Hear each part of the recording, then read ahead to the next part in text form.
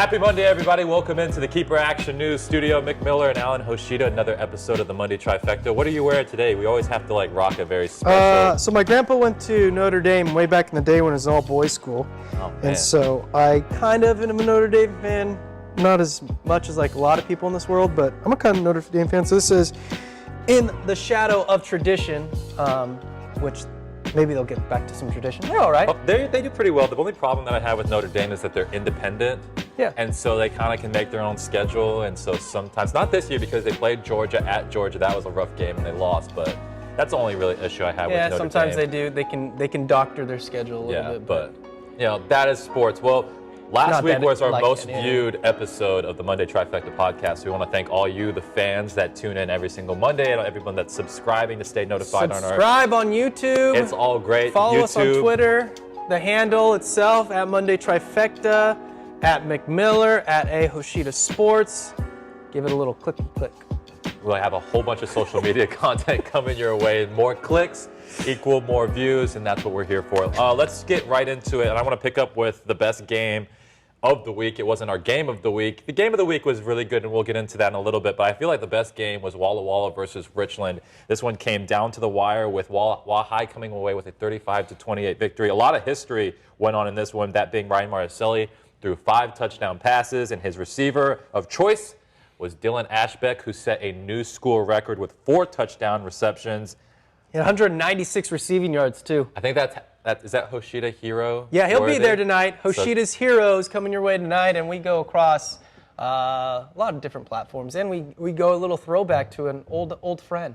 So make sure to tune in, Alan Hoshida, tonight at 6 o'clock on Keeper Action News. Richland, second loss in a row.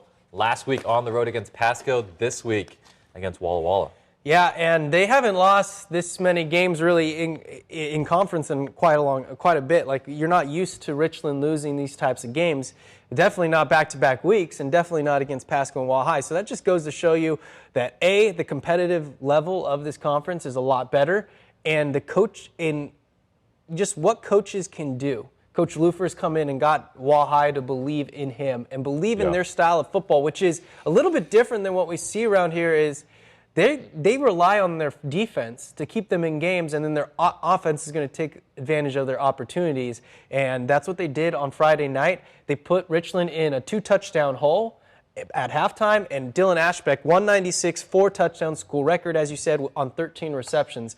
So a really good game by him. And WAHI comes out and was on the road, too. Yeah, it wasn't like they were playing at Borleski and, those can be trap games. They were on the road and got the big victory. That's a good win, and I think it's a program-defining win for a new head coach to say, hey, look, if we play as good as we can, we could play with anybody in the MCC at any year. And like you said, defensively, they do such a good job of keeping you off the field. They do a really good job of making you commit a lot of 3-and-outs. They don't let your offense get going. But offensively for Richland, Ben Fuel is just probably one of the most elite talents in the conference, I would say. Right now, looking at his stats, he has 50 receptions for 773 yards, 8 touchdowns, and 15.5 yards per catch. So he's having a great year. Yep. He already has more receiving yards than anybody did last year in the MCC. So Harrison Westover's thrown for 1,236 yards, and Ben Fuel has received almost 800 of those. So only 500 yards are basically going to other receivers. So more than half of Harrison Westover's yards are going to Ben Fuel. And you know that teams are locking on him in the scouting report, and yet he can still do what he's been doing. That was, probably the best game. But we got to go to our game of the week, which was KAMIAKIN and PASCO. A lot of interest going into this game because PASCO was taking the conference by storm. They were undefeated in conference play. KAMIAKIN had lost to KENNEWICK, and so they wanted to come back, get back in the win column. 21-0. That's how the game started off. They came out, punched him in the face. Henry Mercado, very talented young quarterback, only a sophomore, has a lot of weapons. Messiah Jones, Woodley Downard, Kellen Rutz, Tuna Altahir, just a bunch of dudes on the outside. Yeah, and every guy seemed to make a play. We were coming back with highlights, and every week we don't know exactly what we're getting because we're only there for X amount of time before we have to go to another game. But when you brought back, we had a highlight from Messiah. We had one from we had like multiple from Woodley. Woodley, yeah, he had a bunch, and then we had some from Tuna. And so Maybe Kellen was maybe left off the stat sheet a little bit, but when those guys are playing that good and when their defense is playing at the level that they are capable of playing at. Remember, through the first few weeks of the season, KAMIAKIN's defense was number 2 in the conference, and then they played Hanford, and Hanford put up 41, I believe, on them and kind of threw up and down, and things changed. But they could still play really good defense. And Tuna was a monster. 224, 3 touchdowns in over. They were long. There was one that was like 91, I want to say, 81 or something like that. 91 yard in the second half. And then he was averaging 17 yards a touch. Yeah, which basically means that's almost 2 first downs a touch. And then he also had 87 yards through the air. So overall on the day, he had, I believe, it was around 300 yards of all-purpose yardage and 4 touchdowns. And if you can't stop their run game, you're not going to beat KAMIAKIN. Yeah, and they have the #1 offense in the conference. Rushing yards have over 1,000, so you have Tuna to thank for that. Passing, 1,290, and they're averaging 8 yards a play.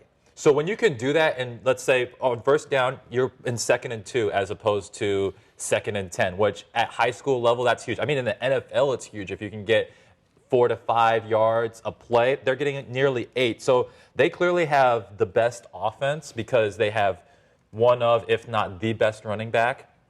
And they have 3 of probably the top, I would say 8 or 9 receivers in the conference with Kellen Rutz, Messiah Jones, and Woodley Downard. So you have all these weapons, and you have a young quarterback who, if he has time, has the ability to make a lot of plays. Now, the loss against Kennewick, that front 7 from the Lions is no joke. They were able to get a lot of young pressure on that young quarterback. But if they can protect that quarterback and use their weapons, I mean, they're going to be extremely dangerous going down the road. I'm going to throw another shout out to PASCO because, you know, they were down 21-0, and at that point you could say, all right, this thing's over. Yeah. Like, over. They're going to score another touchdown. They fought back and made it a game there, and they came back, and PASCO pushed back. So I'm not totally off the PASCO bandwagon. I think they're still a very good team in this league, and they pushed back and made KAMIAKIN keep scoring. Because if you go down 3 touchdowns, there is the tendency to say, okay, this isn't our night, and maybe it wasn't their night, and they knew that fairly early on. But they fought back in it, and they made it a game a little bit before KAMIAKIN ultimately pushed away and behind Tuna. And so I still believe in PASCO, and I think they played, they didn't come out and after a big win then just totally like. They didn't lay an egg. Now. Oh, goodness gracious. Man, Hold on, we're going to have to fix something. Hold on one, please. And we're back. A little bit of technical difficulties, but the Monday Trifecta podcast always comes back. We were just talking about PASCO KAMIAKIN. Now, let's switch gears over to CHIAWANA, who had Hanford. And CHIAWANA, I don't know about you, but I'm just going to go out on a limb and say they're probably #1 on both of our power rankings going into this week. Yeah, they have. I think they have proven that they are the class of the MCC this year.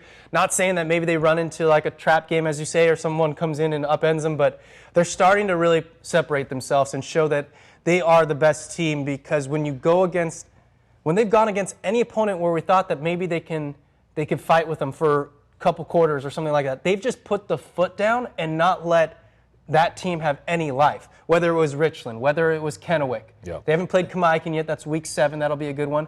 But then Hanford was one of the top 2 offenses in the conference. Number 3, and they were trending in the right direction. Well, before that, I think last week, we're looking at week 5, and week 4, they were probably in the top 2. I would say. But then CHIAWANA just put their foot down, and they held Easton Weishaupt, who was leading the MCC coming into the week, to 95 yards passing. Yeah.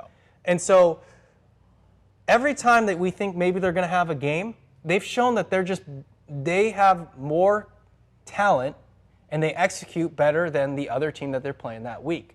WAHI gave them a little trouble too down there in Borleski, but then they started to pull away. But yeah, I was just surprised at the fact that it was such a lopsided game. I thought Hanford would be able to move the ball a little bit on the defense because they were so high flying, and because we saw it last year that Hanford and the Falcons came in and upset CHIAWANA. That was at Fran Rich, so it was a little different, but I was just super impressed by the execution, the buy-in from CHIAWANA, and number 10, Gabe Shills. 6 total touchdowns. 6 from the running back. Can't count that on just one hand. No. Got to use 2. 1 receiving, 5 touchdowns, and a couple of them were only the couple yards out, and it was maybe after a big play here and there. But he had 5 touchdowns, 153 yards passing, 153 yards rushing and 67 through the air. And the 67 through the air was like a wheel route down the sideline, and it was awesome. So, we just talked about Tuna, and we're talking about Gabe. And one thing you notice, those top two offenses, as much as every offense in football, whether it's pros, college, whatever, we want to talk about the passing game, you're going to win games with your running back.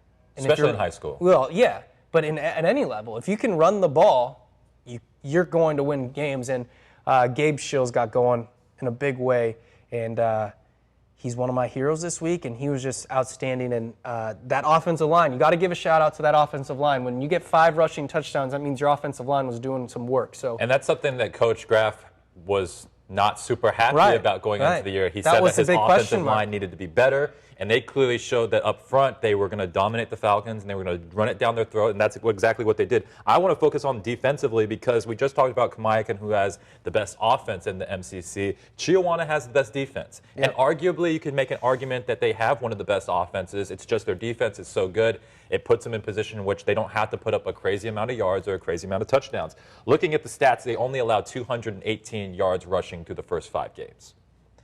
Not that great at math, 50. but that's less than 50. Yes. Looking at passing, only 706 passing yards through the first 5 games. So that's like $120. Only allow 42 points, and 21 of those 42 game against Union. So if you want to look at what they're doing in the MCC, they've only allowed 21 points in 4 games in MCC play. That's less than a touchdown a game. And then they allow only 3.5 yards per play. We talked about KAMIAKIN getting 8 yards a play on offense, and that being huge. Only allowing 3 on the defensive side of the football puts you in great position to get a lot of 3-and-outs, to then turn the ball over to Gabe Shills, and then just pound it. And then you also have J.P. Zamora, who has Dion Lee, has Kobe Young, so he has weapons on the outside, but you don't really need to use them all that much. Quarterback Preston Vine. Yeah, and then you need to use those weapons, and you don't need to give other teams more film when you can just punch it up the middle and score with Gabe Shills. And then on top of that, when they're not moving, when your opposing offense isn't moving the ball, they're going to always have positive field position or better field position. So we all know punting and kicking in high school football isn't always the best. So if they can't get a first down, if you're at 4 yards a play or they can't get first downs, then they're not moving up the field. So you're going to have shorter fields for your offense. And CHIAWANA's offense did have a lot of short fields, and then they executed and scored a lot of touchdowns. So CHIAWANA has been really impressive. They didn't let that 1-point loss to Union kind of throw off their juju. They're back at it. They take on Hermiston this week at Hermiston. So at Kennison, which is a great field. Yeah, and then Hanford will go against Sunnyside, so a non-league game for the Falcons, see if they can bounce back before coming back into MCC play. Kennewick on the road, 42-6 victory over Davis. I said it before the season started. Kennewick was my dark horse team, and the only blemish on their resume right now is that loss to CHIAWANA, which if you're going to have a blemish on your resume, it may as well be against the #1 team in the conference. They handled their business on the road, and it wasn't even close at this point. I don't know how good of a program Davis is, but when you can go on the road and you can handle your business like that, I'm looking at this team, and I'm looking at a lot of players. I'm looking at Blaine Chavez, who's starting to come into his own as the quarterback. Miles Mayovsky had a big game. 100 yards, EKU. Couple runs. And I'm going to go ahead and say this. Kennewick has the best front 7 in the conference, arguably. They have the biggest kids, and they do such a great job of getting a lot of pressure on the opposing offenses.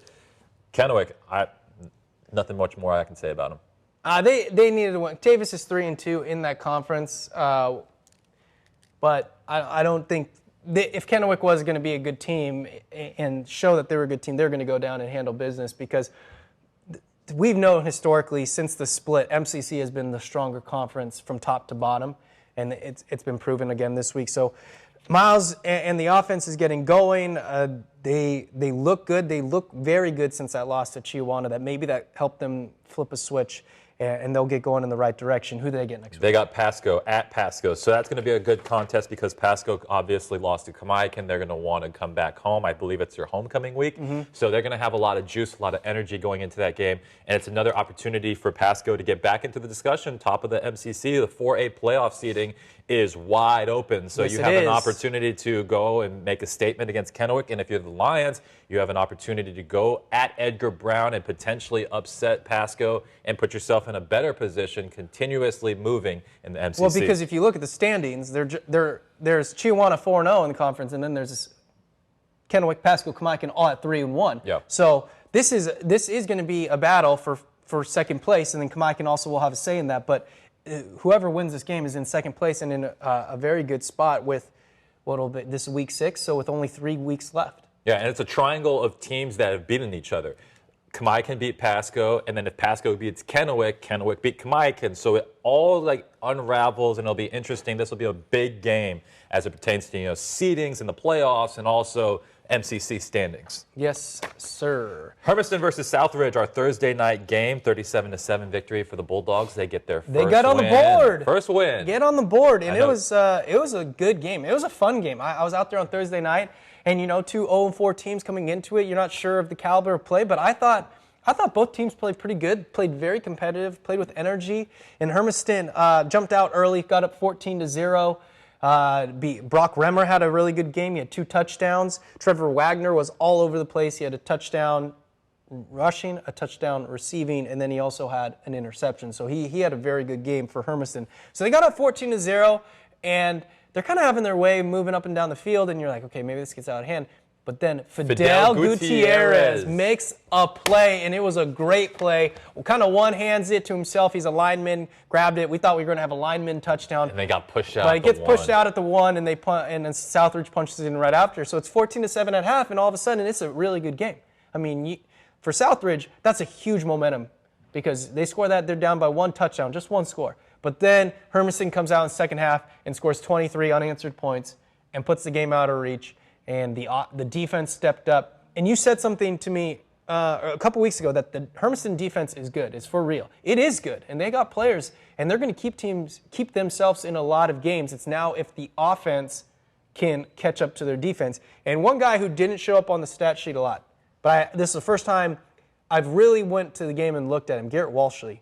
Dude's a beast. Yeah, he's a baller. I think he had like 2 touchdowns or 2 big plays that were called back due to penalties, but he has the ability to make a lot of plays. He's explosive for the offense, and then at the cornerback position, he was like this close to taking a pick 6. He had it like went right through his hands, kind of ricocheted, but he had an open seam down. And he is an explosive player and fun to watch, super athletic. He did have a punt return called back, but it was so good that I left it in the highlights that I posted, I think, too, on Thursday night for like kind of the extended. But Garrett Walshley, he's fun to watch. Trevor Wagner was good.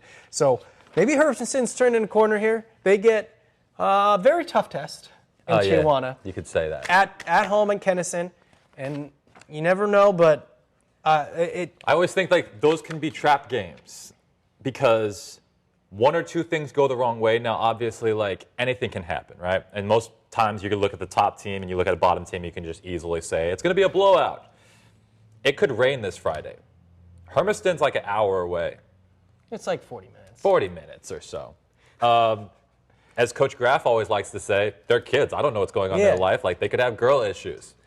So you never want to, like, count out these games, especially in the MCC, because everybody is really, really talented. But, that'll be a big, big game for Hermiston because coming off of a win, emotions are high. You're feeling good about yourself. And I feel like the offense is starting to come into its own because we talked, they chose a quarterback. They made their decision early. There was no quarterback battle. He gets injured. Now you're kind of starting your offense. You're getting them more reps with the ones, more game reps. So, I think, and if they could keep it as long as they can keep it close, or however late in this game, if they can keep it close late into the game, they're going to feel better about themselves. But if CHIAWANA rolls up 14, 21-0 pretty quickly, it's hard for a team to recover from that. Now, with all that said, power rankings, our weekly power rankings are out right now, and Mick's going to start us off, I think. Or am I going to start us off? I'll start off. Okay. I can start off. So, number 1. I have questions. This should not be a shock. I think we'll agree on this one. The rest, I don't know if we're going to agree that much. CHIAWANA. Yep. Clearly, they're the best team. If you look at their record, they're the best team. You look at the numbers, they have the number 4 offense But when you have the #1 defense, you don't need to have both the #1 offense and #1 defense. It'd be nice, but the defense has done such a great job that they don't really need to have both. But they also have the #2 scoring offense. So they score a lot of they score a lot of points, and they I just think maybe not. and it might be a result. And it definitely is a result of how good their defense is. Yes. Defense puts them in good position. Yeah. They score a lot of points. Field They position, might like not you be said. again, they might have the most yards, but it's because their defense puts them in good position. And so instead of having to go 80 yards down the field, they might go 60. Right. So the yards are going to be cut off a little bit. But best team, undefeated. I think they're one of the best coached. I think they have some of the best senior leadership, and I think they have some of the best talent all around offense, defense, special teams.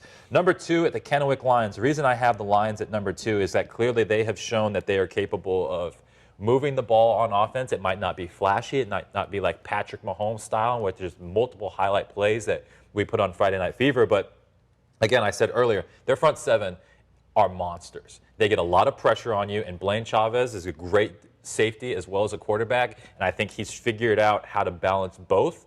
And so I got Kennewick coming in at #2. Run Kano at 3. Again, the only reason I have them at 3 is because Kennewick beat them up last week. They moved up a spot from your ranking. They did move up because, they had to come down after the game against Kennewick because the Lions proved that on that night they were the better team.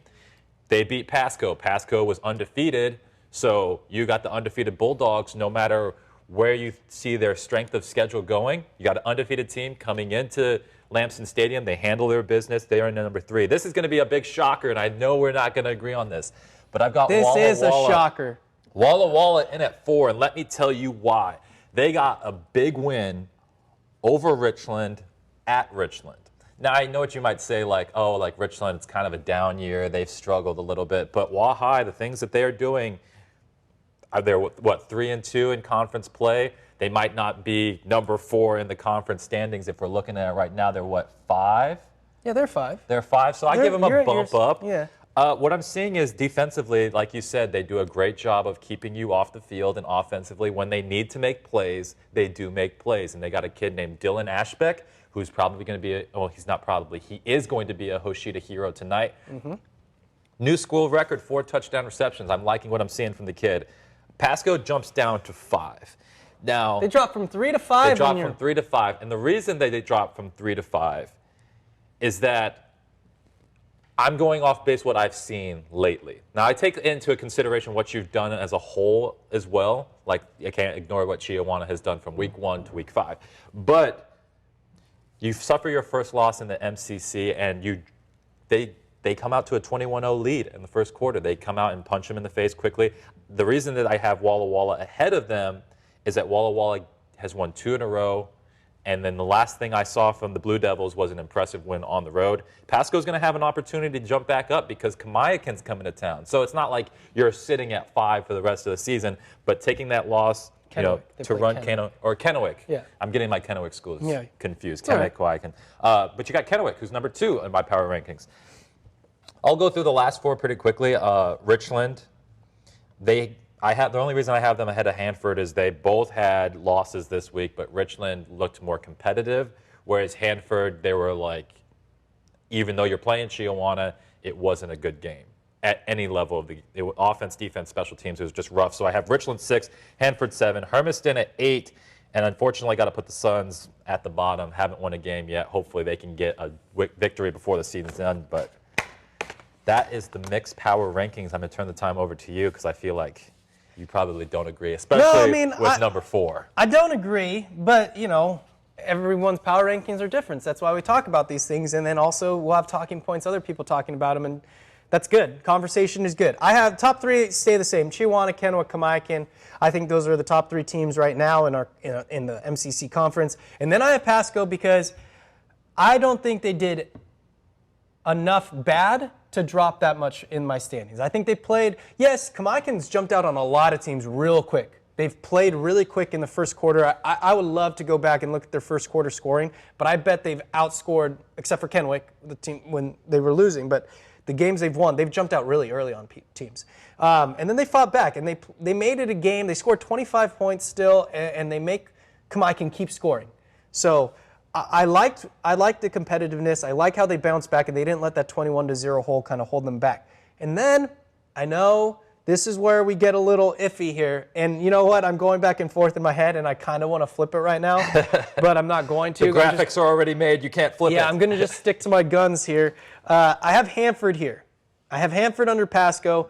At number 5? At number 5, ahead of WAHI. And I only do this because I think their offense, I think when you're not playing CHIAWANA, I mean, everyone doesn't look good against CHIAWANA this year. Every team that's played them, Walla Walla scored 13 points, but I don't know if you could say they look good against them. Yeah. Well, I can still also see 41. your side because Hanford did beat Walla Walla. So. Yeah, and that's the other thing. Hanford did beat Walla Walla, even though Walla Walla pushed back in the second half and made it a really good game. But that's why I got Hanford above Walla Walla. And then I have Walla Walla, who is number, 1, 2, 3, 4, 6? I can't count. Unless I have them numbered, I can't count them. As you can see, look, pro tip, if you're going to use it, number it. Yeah, so I didn't number them. But then I have WAHI because they beat Richland. Richland's on a 2-game losing streak. The first time we've seen them lose back-to-back conference games in my short tenure here. So that's, and they should be in front of Richland at this point. So then I have Richland in the bottom 3 with Hermiston and Southridge. Hermiston's above Southridge because obviously they put it on Southridge on Thursday night. And Southridge sitting there still looking at that goose egg. That's it. Southridge, Richland this week. Richland needs this game. Badly. You lose 2 in a row. I don't know how playoffs work, but if they lose this one, I'm guessing you could probably put playoff hopes I mean, out the window. They're hurting as it is because they don't have very many more. Because I think they've yet to play Kennewick, and they haven't. They played only have KAMIAKIN. one more 4A game. They only have one more 4A game, which means they're 0-3 against the other 4A teams in their MCC. Now, that only comes to play if there's a tiebreaker. So if Richland rolls, they got to win they got to win out. Yeah. And they got to hope that the other teams that have beat them lose out because then they would be in a tiebreaker situation, but I still don't know if that would be enough. They have to beat Hanford the last game of the season because that will give them a 4A win. And that would hand Hanford another loss, right? But they got to win this game because they got to win out if they want to have any shot at the playoffs. Southridge is already at 0-5. They're not probably going to make the playoffs, but this is a chance. Southridge is playing a team that doesn't have a lot of confidence right now. They're lost 2 games back-to-back for the first time since I've been here, which is only like 3 years, but, still. And so Southridge has a chance to maybe jump on them. Yeah. We'll see what happens. I think it's a fascinating game because it's both 2 teams that need wins real bad. Real bad. Well, that's the MCC wrap-up, and I know you don't like this term, but we're going to start talking about the lower quantity of students within smaller a population building at one time schools. Yep. Is that politically correct? No, it's small schools. I know what it is. I just feel bad because they're not small. Not all the kids are very small, so it's like, okay. But anyways, we have 2 great games. Maybe like MCC maybe doesn't have the power hitting contests that we've seen kind of weekend. PASCO Kennewick looks like it's going to be a good game, but man, 2B 1A. If you want rivalry, kind of a budding rivalry and a historic rivalry game, this is your week. And Mick, this is my time to shine here as an old vet. Oh, because man. you haven't seen... Never seen Royal. I'm starting to get educated on Royal, but I don't know, so I got to turn that over to you, the vet. So we have October 11th. You have this week circled. You have Royal versus CONNELL. Great game. Historically great game. Maybe not the last 7 years, but I'm going to break down why it's a good game. And then Columbia and TCP for the EWAC title, basically. Both teams undefeated in conference. So let's go back to Royal CONNELL. Knights and Eags. And yeah, if you look at the last 7 games, you're like, oh, Royal owns them. 7-0 since 2014. But from 2006 to 2013, CONNELL was 6-3 and had state titles in that. So, and overall, the head-to-head since 06 is just 10-6 with Royal winning. So you look at the last 7 games and be like, oh, Royal owns this contest. It's not the case. And actually, there's only been 2 blowouts in those 7 games. The rest are separated by 2 scores or less, a lot of them by 1 possession. Historically, this is a great game. I know last year it was 42, I believe, to nothing. Royal. I think CONNELL's got a fighting chance to keep this thing close because Coach Reiner always unveils something. 2 years ago, ran full house on them, like the full house with like two tailbacks and a fullback. He unveiled that, and it threw off the game for the first half of the night before they scored. I love this game. It's at CONNELL this year. I do believe, because it's been at Royal the last couple, it could be where we are headed on a Friday night, because I think it's just such a good 1A contest. We got to give it some respect. Yep.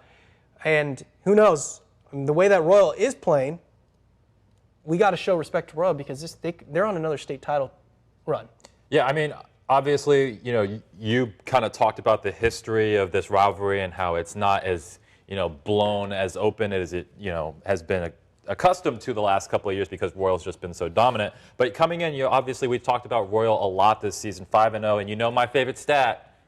Outscoring opponents. Outscoring opponents 245-23. I would say that's pretty good. This Royal offense and defense does a really good job of putting points on the board and making sure that you don't score points. It's just as simple as that. CONNELL 3-2 on the year, got a big victory, 46-0 last week, so their emotions are running high. Yeah, and like you said, it's a rivalry game, so everybody's juiced. And if you get a 46-0 shutout, your confidence is high and the rhythm's going to be high. And so, like you said, it might be our game of the week, because this is going to be a great contest. And they're outscoring their opponents like you like by 100 points the last 3 weeks. They've only given up 2 touchdowns, and it was a sandwich between 2 shutouts. So they're playing good football. And also one thing you have to know, like you keep an eye on, both teams played games that were in hand, so they didn't have to necessarily play it 4 quarters.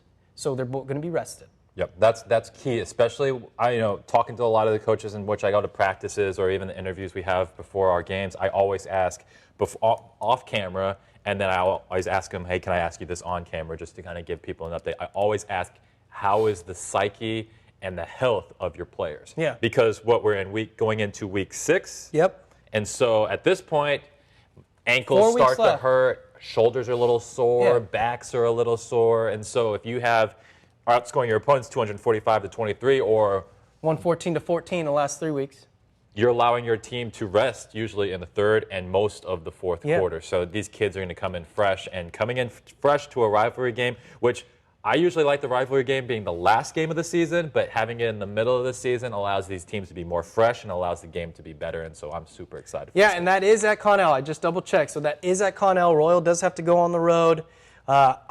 I love this rivalry game, even though last year it was very lopsided.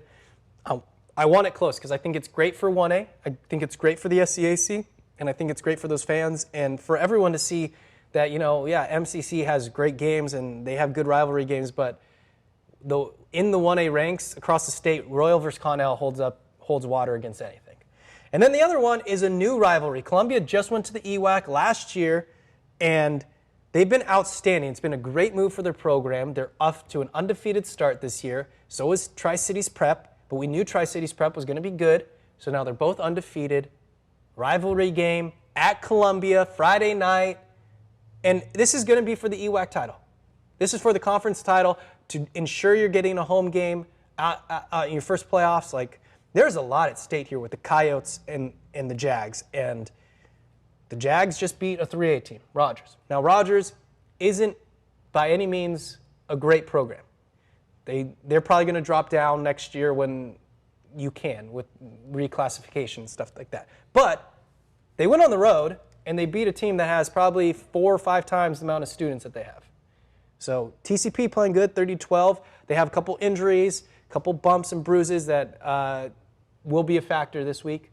But, man, I'm excited for that game. And what have we been saying about TCP all year? We cannot wait for them to play a team that can really push them. We thought maybe Rogers, just because the 3A school. And they did. It was only it was 20-10. 20-10. And so that's a big victory. But this one right here, I'm looking at 2 undefeated teams. Like you said, it's for the EWAC title. I'm looking at a TCP team that is kind of like Royal, in which they put up a lot of points on the offensive side, and they don't let you score a lot of points on the defensive side. So both of those units are very well. Columbia, I haven't paid as much attention to them, but we're going to be paying attention this week. Abraham Garcia, bro. Beat Liberty Christian 55-26 last week, so they're coming off a big victory. Abraham Garcia is a good running back, and he rolled it up on the Pats. I'm trying to get his stats because I want him to be a Hoshida hero this week. He had one long, 80-yard run. And what did you say? He's like a smaller running back. He's a smaller running so, back, and you're like, oh, him, man, dude, you could tackle this guy. He's so shifty. agile, shifty, and then when he gets a seam, he just takes off. So that is, if you're TCP, that is your first objective. Slow down their run game. Slow it down. Because I didn't even see, when I was at the game at Columbia, I didn't even see him throw the ball because they didn't need to throw the ball because you handed it off to him, he ran it 60 yards to a touchdown. So why even run the ball or why even throw the ball if you could just do that? So if you're TCP, you got to stop the run and make them throw. Which is going to be interesting because this is two different brands of football. Columbia is going to want to run the football, and TCP, they want to throw it because they have Dante Mairi, who I think he tweeted me his stat line from this week. He was like 40 of 60 with 300, maybe 400 60 something. tosses? Yeah, he threw the ball Coach 60 Witt times. said, what are you doing to that kid's arm, man? He's definitely going to have to rest that arm. But yeah, so you're saying they're going to want to shut down the throw. Like they're going to, if you're Columbia, you drop 8 in coverage, or I don't know if you can't drop 8 in coverage, can you? Well, you Not could, really. but you want to drop. You want to have a probably- lot of cornerbacks on the field. You want to, Because they have Davian Iniguez too, who's but also he another is- shifty. He may or may young not running be back. injured. Yeah, well. So we got to find out. We got to go get an injury report. But I did see that this week he got injured. So that's what I'm saying. If you know that, you make them run the ball. You drop everyone in coverage, take all the routes, play good zone, make it tough on Dante, and dare them to run the ball with 6 in the box or something like that. So great games. I'm super stoked. If you can, I'm like banging the table for small school contests. We're coming off like a kind of like a lower, like less stressed Friday Night Fever show because we didn't have as many games. This week, however, we got a ton of games, but that's going to do it with our football coverage. Breaking news coming out of Americans. Probably by the time you're watching this, though, breaking's probably like 12 hours ago. So developing. We'll go with developing because that's like a pro tip. Just in. Dom Schmiemann has been traded to the Brandon Wheat Kings. Now the Tri-City Say it Americans. like you know what that is. Brandon Wheat Kings. I saw that and I was like, Brandon, the heck is that a person? It's in Canada. Well, Canada. So Dom Schmiemann on his way to Canada, and the Americans get draft picks. That is the details of the draft. I talked to Bob Torrey on Saturday. 6th, I think. Yeah, I talked to Bob Torrey Saturday night for the home opener, and we'll get into that fiasco in just a little bit. But he also said, like, with, Kyle Olsen coming back and Ryby coming back, like, they had to make some hard decisions, and they're going to continue to have to make some hard decisions going down the road with players that they can keep and players that they're going to have to get rid of. Schmiemann, unfortunately, great kid, great player. Gonna wish him the very best with the Wheat Kings. Yeah, so you can only have 3 20-year-olds, as we talked kind of last week. So Olsen's back, Kristoff's back, and Beck has been here. You're not getting rid of any of those 3. Yeah. Like, I doubt it that you would have. Maybe if you got like a first-round pick or something, but they wouldn't have done that. So you knew that kind of Dom was the odd man out, and you felt for the kid because he's already been traded. He was traded here last year.